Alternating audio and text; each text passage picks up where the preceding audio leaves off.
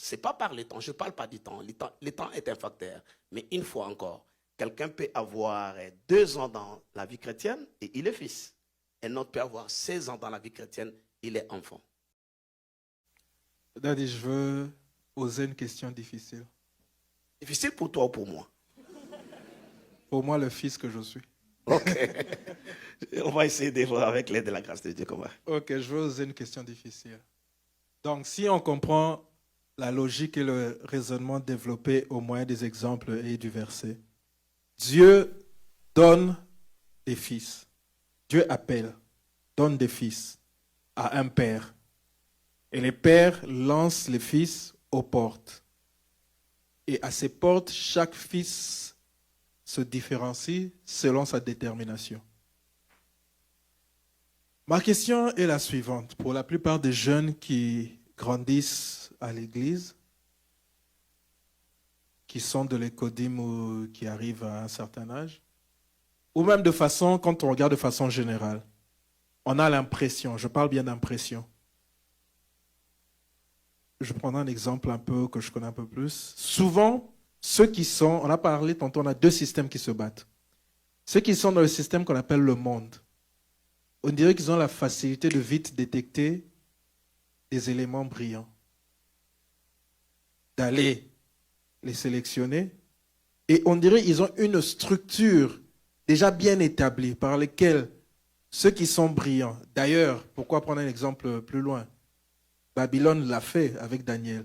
On prend les brillants et il y a déjà une école à prêter pour eux. Et il y a même des mets qui sont déjà apprêtés pour eux. Ils doivent manger comme ça, ils doivent se conduire comme ça. Voilà comment leur agenda est adressé. On a l'impression, si on prend les Babylones d'aujourd'hui, tous les autres systèmes que je n'aimerais pas énumérer ici, qui ont connotation d'être des sectes, on dirait qu'ils ont déjà un système bien établi qui permet un développement rapide. Quid de l'Église de façon générale, ce qu'on appelle l'Église avec un grand E? Pourquoi il n'y a pas un système? Je ne dis pas pourquoi il n'y a pas un système. Pourquoi on a l'impression qu'il n'y a pas un système, un moule qui prend les meilleurs des fils des enfants de Dieu et qui leur fait suivre un schéma qui fait que on a aujourd'hui des hommes d'affaires chrétiens, qu'on ait aujourd'hui des politiciens chrétiens, parce qu'ils sont passés par un moule bien précis, comme d'autres passent par d'autres moules, pour produire des résultats.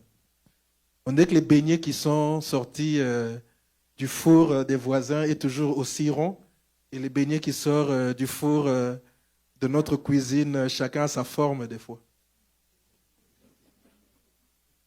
Bon, hier encore, je suis un étudiant très studieux. Lorsque j'assiste à une conférence, à une prédication, je peux vous le répéter. Et quelqu'un m'a même dit que je crains que tu le répètes mieux que moi-même qui l'ai enseigné. Hier, Pasteur Fofi nous disait, il dit dans un élément audiovisuel qu'on suivait, il dit, je ne suis pasteur que pour ces personnes que Dieu m'a envoyées et qui acceptent ma vision et mon appel. Il dit, je ne suis pas pasteur de tout le monde.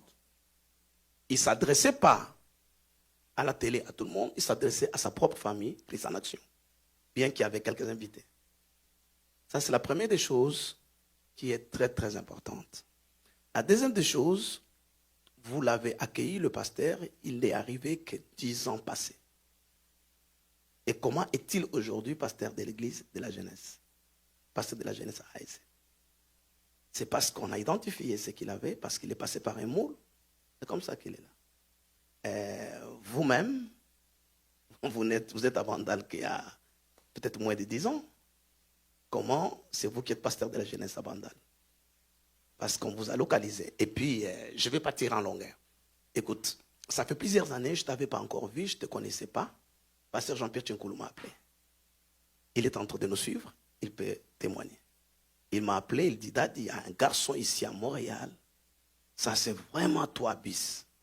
Il est d'une intelligence vive. Il est d'une spiritualité très aiguisée. J'aimerais que tu le prends et tes mains, tu ne seras pas dessus. J'ai dit au pasteur Jean-Pierre, Donc demain, je peux mourir et être sûr qu'il y a un successeur pour que Manguembo ne meure pas. Il dit, tout à fait. Pasteur Jean-Pierre, je n'avais pas encore vu Ancien Christian, je n'avais pas encore été à Montréal, ça se passe en 2006, peut-être 6 ou 7, je ne sais pas. Je n'avais pas encore été à Montréal. Comment t'a-t-il découvert? Et je pense qu'il ne s'est pas trompé. D'ailleurs, tous les éloges qu'il a fait. Lorsque attendez, non, c'est moi qui ai la parole. Il ne faut pas que Daddy t'adoucisse avec les questions. Non, c'est moi qui ai la parole. Attendez, les questions doivent être restées objectives et pertinentes. Il ne faut pas se laisser s'adoucir, sœur Grace. Écoutez, alors, les jours où je rencontre Ancien Christian, où je l'écoutais la première fois prêcher, je peux te rappeler de quoi tu as prêché. Oui, je peux rappeler exactement. Il parlait de la foi et il a dit que notre foi souvent n'est pas cette foi authentique parce que nous, notre foi, quand ce sont les libéraux qui sont au pouvoir, tous qui ont des points de papier, on la foi. Quand ce sont les conservateurs qui sont au pouvoir, tous qui ont des points économiques, on la foi parce qu'on la croise sur des... Alors que la foi en Dieu, j'ai dit au pasteur Jean-Pierre un peu ce que la reine de Saba a dit à Salomon. Que tout ce que tu m'avais dit, tout ce que j'avais entendu dire de toi, n'est même pas comparable à ce que je suis en train. C'est ce que j'ai dit au pasteur. Oui, j'avais dit au pasteur Jean-Pierre, vérifiez, vous dira. Donc, c'est pour dire que ce système existe bel et bien à l'église. Mais le problème, nous avons des gens qui sont à l'école et qui décident eux-mêmes de partir pendant 3 ans, pendant 3 semaines, pendant 3 mois. Ils disparaissent. Le problème de loyauté, le système du monde, quand quelqu'un va à la faculté, je ne sais pas laquelle, à McGill, peut-être de médecine, elle s'applique au processus. Mais ici, les gens sont libres à l'église. Il y a vos jeunes qui ne sont pas là, en ligne ou en présentiel. Il n'y a aucune raison pour laquelle ils ne sont pas là. Et lorsqu'on a raté un culte, comme celui d'hier, combien d'entre nous se posent la question après de quoi il était question pour récupérer? Mais quand à l'université on a raté un cours, on essaie de tout ça. Aujourd'hui, je sais qu'avec toute la technologie, c'est différent. Mais à l'époque, combien d'entre vous avaient des cassettes ou des CD qu'ils achetaient après des messages pour écouter? Même aujourd'hui, là, combien retournent sur YouTube? Parce que pour nous, les choses spirituelles, c'est juste des... Ben, je voulais informer à l'Ancien Christian que les 4 grandes universités du monde ont été des séminaires théologiques. Et toutes les grandes institutions académiques de la Terre sont parties. Harvard, Oxford, Yale, tout le reste, c'était des institutions publiques. Donc le système d'éducation est né avec l'Église et les cursus de formation. C'est né avec l'Église. Jésus a dit, ça c'est pas moi. Et je crois que la clé est là. Jésus a dit, les fils de ce siècle sont beaucoup plus prudents à l'égard de leurs semblables que sont les enfants de lumière. Donc Jésus voulait dire, le disciple à l'université d'un professeur, dans un parti politique, dans une association caritative et dans le système occulte sont de meilleurs disciples par rapport à leur maître que sont le fils du royaume par rapport à leur guide spirituel. Un jour, je termine par là. Une maman de l'église qui est restée avec moi de très longues années, son frère vient me voir parce qu'il y avait un problème de famille que je devais régler. Je le reçois tous les deux. Et puis, je donne la parole au grand frère qui a initié la rencontre. Il dit, non, je préfère que ma petite sœur parle d'abord du conflit. Et puis après, moi, je dis, ok, tu es gentil. Chez nous, les Africains, les Bantous, surtout, ça ne se fait pas de cette manière-là. Je donne la parole à la sœur de l'église, une dame de l'église. Elle a parlé pendant 5 minutes. Son grand frère dit, pasteur, excusez-moi, est-ce qu'on peut arrêter les débats? Et je vais sortir pour partir. Et je pense qu'on n'a pas d'avenir. Je ne vais pas perdre ton temps. Je demandais pourquoi. Il dit, parce que moi, il cite sa secte. Je peux le citer parce que lui-même l'a cité.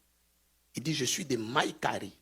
C'est une une secte ou un loge asiatique, mais qui a beaucoup de faits sur l'Occident maintenant. Il dit, ça fait 15 ans que j'appartiens à ces mouvements. Ta fille est dans cette église, ça fait plus de 25 ans. Ce qui me choque, c'est que moi, je ne mentirai jamais en présence de mon leader spirituel. Impossible. Il dit impossible. S'il te plaît, pasteur, tu as perdu ta jeunesse, tu as perdu ton temps, tes gens ne t'amènent nulle part, ils gaspillent ton temps. Il dit, moi, je ne peux jamais mentir.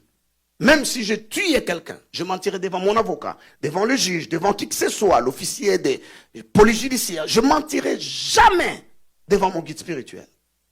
Il dit, ça c'est une damnation. Ça c'est, on arrête là parce qu'il est en train de mentir, n'a aucun respect pour toi.